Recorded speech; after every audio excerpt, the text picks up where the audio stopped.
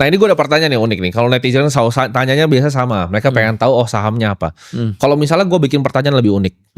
Lu cuma boleh pilih 3 saham. Cuman gak boleh lu trade dalam setahun. Lu harus holdnya 10 tahun.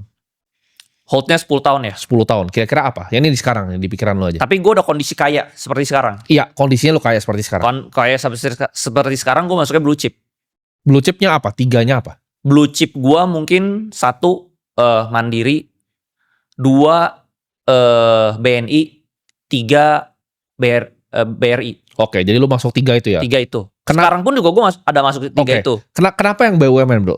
Bukannya berbahaya ketika misalnya let's say, ini gue ngomong Wakanda ya, pemerintah Wakanda tiba-tiba mau hapus mikro punya loan. Itu kan pasti asing hilang semua. Karena gue merasa pertama dividennya itu udah gede banget. Sekarang nih kalau lu masuk Mandiri itu dividennya 9%. Iya, 9,5 bro. Anggap dia crash lagi deh jadi 11%. Gue beli lagi aja bro di bawah. Terus BNI itu 9% dividennya. Tapi kalau lu lihat ya pembukuan dia tuh sebenarnya di harga sekarang tuh bukan 9%, bisa 10 sampai 11%. Jadi gue beli aja, gak usah gue jual-jual 10 tahun. Let's say gue sih ada masuk ya, gue ada masuk ratusan M. Lu anggap jelek-jelek deh, cepet aja. Ya. Cepet M aja lu bego-bego 10 M bro. 10% itu 10 M setiap tahun. Tapi lu gak mau ngincar capital gain. Karena kalau kita lihat dari Mandiri sama BRI sendiri, BRI kan earningsnya nih mulai turun kalau kita lihat. Labanya nih kayaknya forecast ke depannya makin turun dia. Lu gak ada concern soal itu?